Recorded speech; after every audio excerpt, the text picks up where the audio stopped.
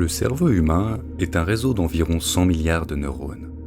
Différentes expériences créent différentes connexions neuronales qui suscitent des émotions différentes.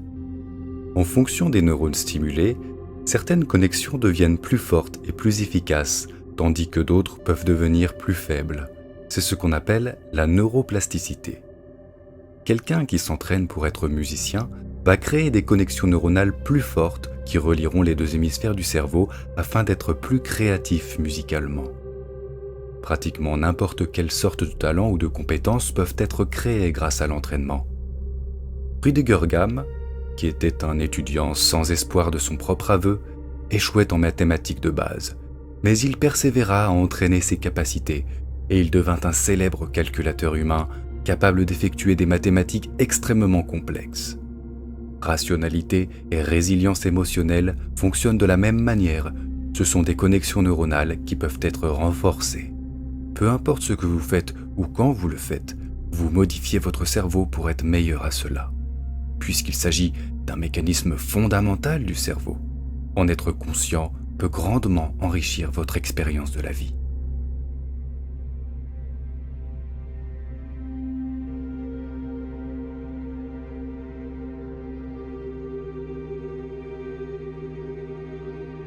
Des neurones spécifiques et des neurotransmetteurs comme la noradrénaline déclenchent un état défensif quand nous sentons que nos pensées doivent être protégées contre l'influence des autres. Ainsi, si nous sommes confrontés à des divergences d'opinion, les substances chimiques qui se libèrent dans notre cerveau sont les mêmes que celles qui essayent d'assurer notre survie lors de situations dangereuses. Dans cet état défensif, la partie la plus primitive du cerveau interfère avec la pensée rationnelle et le système limbique peut mettre KO la plupart de notre mémoire de travail, provoquant physiquement une étroitesse d'esprit. Nous le voyons dans les politiques de la terreur, dans les stratégies des joueurs de poker ou tout simplement quand quelqu'un est têtu dans une discussion. Peu importe qu'une idée soit valable ou non, le cerveau a simplement du mal à la traiter quand il est dans un tel état. À un niveau neuronal, il réagit comme si nous étions menacés, même si cette menace provient d'opinions inoffensives ou de faits que nous pourrions sans cela trouver utiles et acceptables rationnellement.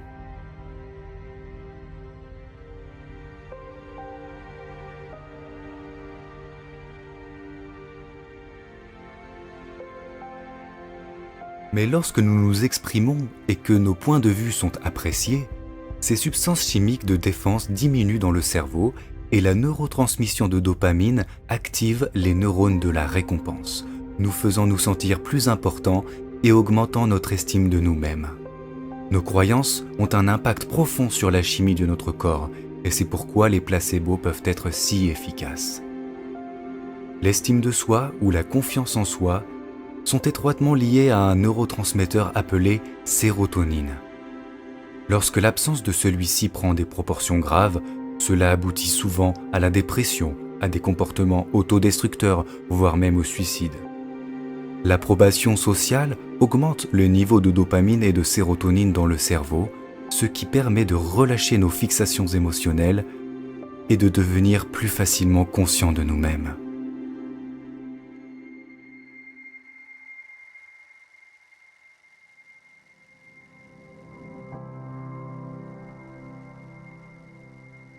La psychologie sociale s'intéresse souvent au besoin humain fondamental de s'adapter et appelle cela l'influence normative.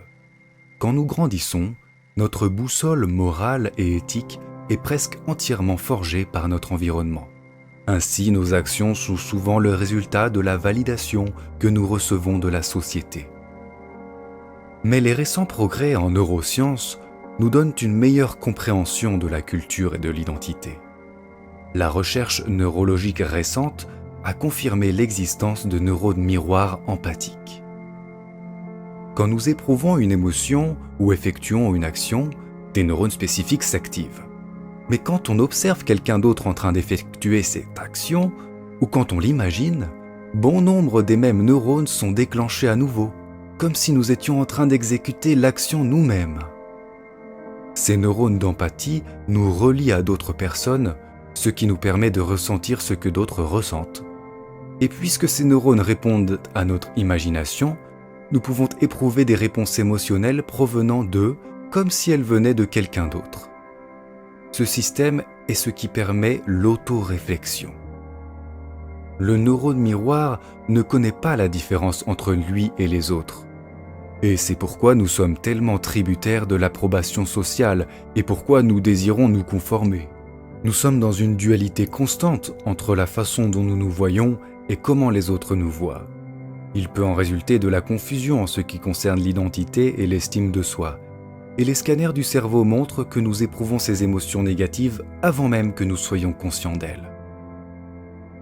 Mais lorsque nous sommes conscients de nous-mêmes, nous pouvons modifier nos émotions mal placées, car nous contrôlons les pensées qui les causent. C'est une conséquence neurochimique de la façon dont les souvenirs deviennent instables lorsqu'ils sont récupérés et de la façon dont ils sont restaurés par le biais de la synthèse des protéines. L'auto-observation modifie profondément la façon dont notre cerveau fonctionne. Elle active les régions autorégulatrices du néocortex qui nous fournissent une quantité incroyable de contrôle sur nos sentiments. Chaque fois que nous le faisons, notre rationalité et notre résilience émotionnelle sont renforcées. Lorsque nous ne sommes pas conscients de nous-mêmes, la plupart de nos pensées et actions sont impulsives et l'idée que nous réagissons au hasard et ne faisons pas de choix conscients est instinctivement frustrante. Le cerveau résout cela en créant des explications pour notre comportement et en les réécrivant physiquement dans nos souvenirs par le biais de la reconsolidation de la mémoire, nous faisant croire que nous étions dans le contrôle de nos actions. Cela est également appelé rétro-rationalisation, et cela peut laisser la plupart de nos émotions négatives enfouies, prêtes à ressurgir à tout moment. Elles deviennent un carburant permanent pour notre confusion, aussi longtemps que notre cerveau essaiera de justifier pourquoi nous nous sommes comportés de manière irrationnelle. Tout ce comportement subconscient, complexe et presque schizophrène, est le résultat d'un vaste système parallèle distribué dans tout notre cerveau. Il n'y a pas de centre spécifique de la conscience. Son unité apparente est trompeuse, car en réalité chacun de ces circuits séparés sont activés et s'expriment à un moment donné. Nos expériences changent constamment nos connexions neuronales, physiquement modifiant ce système parallèle qu'est notre conscience. Des modifications directes de celui-ci entraînent des conséquences surréalistes qui remettent en cause quoi et où est vraiment la conscience.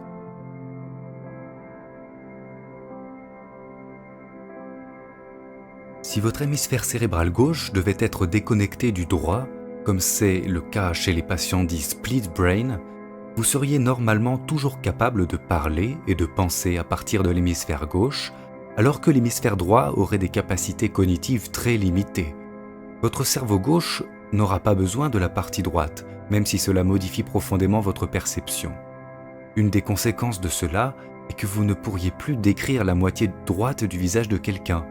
Mais vous n'en parleriez même pas. Vous ne le verriez jamais comme un problème et vous ne vous rendriez même pas compte que quelque chose a changé. Étant donné que cela affecte plus que votre simple perception du monde réel et que cela s'applique également à vos images mentales, ce n'est pas seulement un problème sensoriel, mais un changement profond dans votre conscience.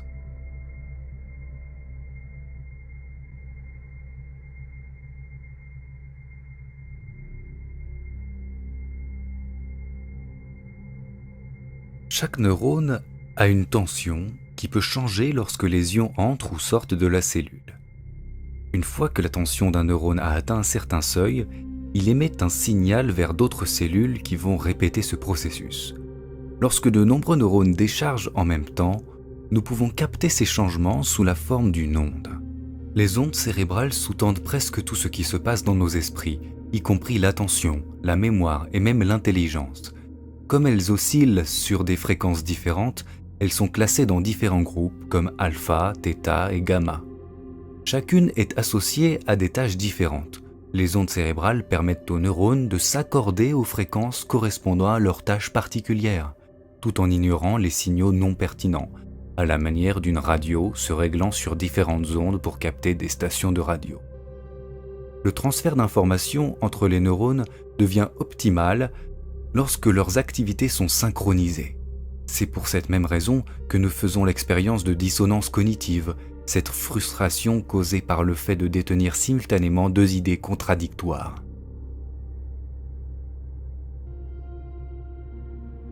La volonté est l'outil fondamental permettant de réduire la dissonance entre chacun de nos circuits neuronaux actifs. L'évolution peut être considérée comme un processus similaire où la nature tente de s'adapter ou d'entrer en résonance avec son environnement. Ce faisant, elle évolue au point où elle devient consciente d'elle-même et elle commence à méditer sur sa propre existence. Quand une personne est confrontée au paradoxe d'adhérer à une cause, tout en pensant que l'existence humaine est vide de sens, une dissonance cognitive se produit. Tout au long de l'histoire, cela a conduit beaucoup de personnes vers une posture spirituelle ou religieuse en réaction à la science, car la science avait échoué à donner des réponses aux questions existentielles telles que « Pourquoi suis-je » et « Que suis-je » ?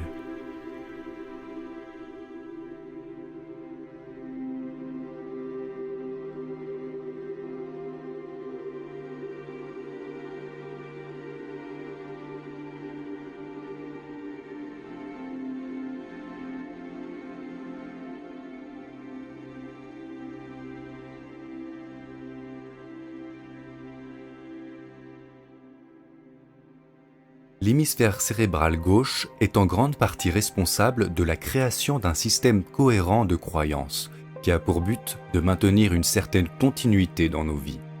Les nouvelles expériences se plient à ce système de croyances préexistant. Lorsqu'elles ne correspondent pas, elles sont tout simplement refusées. L'hémisphère cérébral droit contrebalance cela en ayant la tendance opposée. Alors que l'hémisphère gauche tente de préserver le modèle, l'hémisphère droit remet constamment en question le statu quo.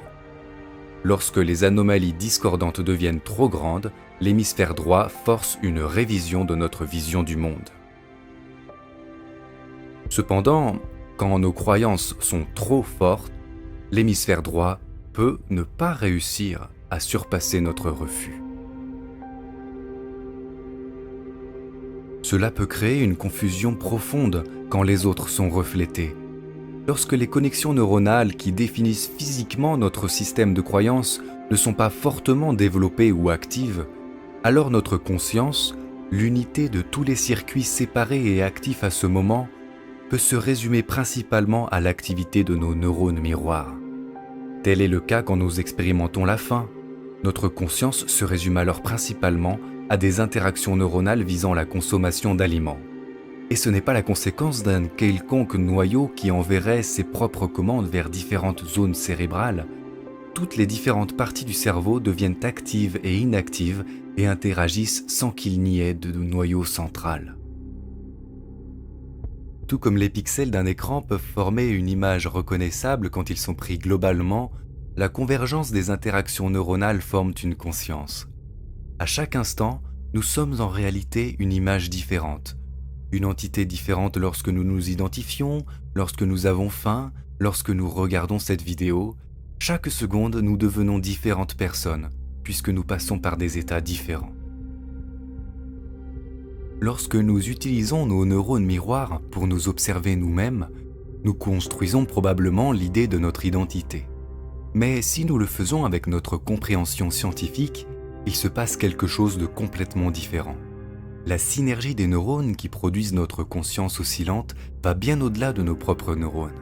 Nous sommes également le produit de nos hémisphères cérébraux, interagissant électrochimiquement, tout comme nous sommes cette énergie reliant nos neurones à d'autres neurones dans notre environnement. Rien n'est externe.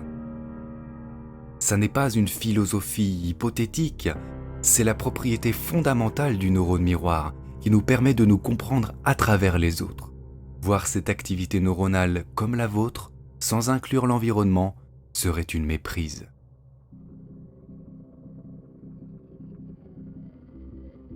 Nos caractéristiques de super-organismes se retrouvent également dans l'évolution, où notre survie en tant que primate était liée à nos capacités collectives. Au fil du temps, les régions néocorticales ont évolué pour permettre la modulation des instincts primitifs et le dépassement des impulsions hédonistes pour le bien du groupe. nos gènes égoïstes sont apparus pour encourager des comportements sociaux réciproques dans les structures supra-organisées, rejetant ainsi la notion de survie du plus fort. L'activité neuronale du cerveau résonne de manière plus cohérente lorsqu'il n'y a pas de dissonance entre ces nouvelles régions cérébrales avancées et les plus anciennes plus primitives. Ce qu'on appelle traditionnellement tendances égoïstes est seulement une interprétation limitée des origines de nos comportements égoïstes, dans laquelle les caractéristiques humaines sont perçues au travers du paradigme imparfait de l'identité, plutôt qu'à travers un point de vue scientifique sur ce que nous sommes, une expression momentanée d'une unité en constante évolution et sans centre. Les conséquences psychologiques découlant d'un système de croyances objectif sont les suivantes. Une conscience de soi sans lien au soi imaginaire, entraînant une augmentation spectaculaire de la clarté mentale, de la conscience sociale, de l'autorégulation et ce qui est souvent décrit comme être dans l'instant.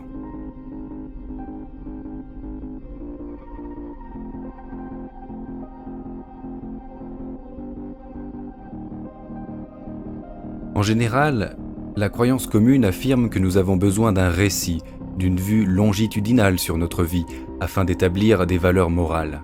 Mais avec notre compréhension actuelle de la nature empathique et sociale du cerveau, nous savons maintenant qu'un point de vue purement scientifique, sans attachement à notre identité ou histoire, procure un paradigme beaucoup plus précis, plus sensé et plus éthique que nos valeurs anecdotiques. C'est logique, puisque notre tendance traditionnelle à nous définir au travers d'hypothétiques constantes individuelles nous câble neuralement et amène le cerveau vers des processus cognitifs dysfonctionnels, comme l'étiquetage compulsif ou le besoin psychologique d'imposer ses attentes.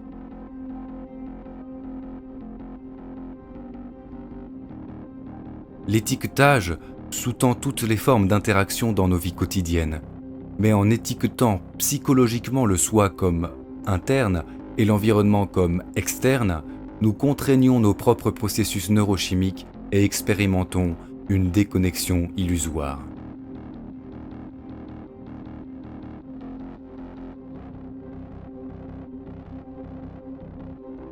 Le fait de mûrir et ses effets secondaires évolutifs, tels que le bonheur et l'accomplissement, sont stimulés quand nous ne sommes pas étiquetés dans nos interactions. Nous pouvons alors avoir plusieurs points de vue différents et être en désaccord avec un autre, mais les interactions qui, envers et malgré tout, nous acceptent pour ce que nous sommes, sans jugement, sont des catalyseurs neuropsychologiques qui câblent le cerveau humain pour être reconnaissant envers les autres et pour accepter rationnellement des systèmes de croyances vérifiés, sans dissonance. Stimuler ce type d'activité neurale et d'interaction diminue le besoin de distraction ou de divertissement et crée des cycles de comportement constructifs envers notre environnement. Les sociologues ont établi que des phénomènes tels que l'obésité et le tabagisme, les émotions et les idées se propagent et oscillent à travers la société globalement de la même façon que les signaux électriques des neurones se transmettent lorsque leurs activités sont synchronisées.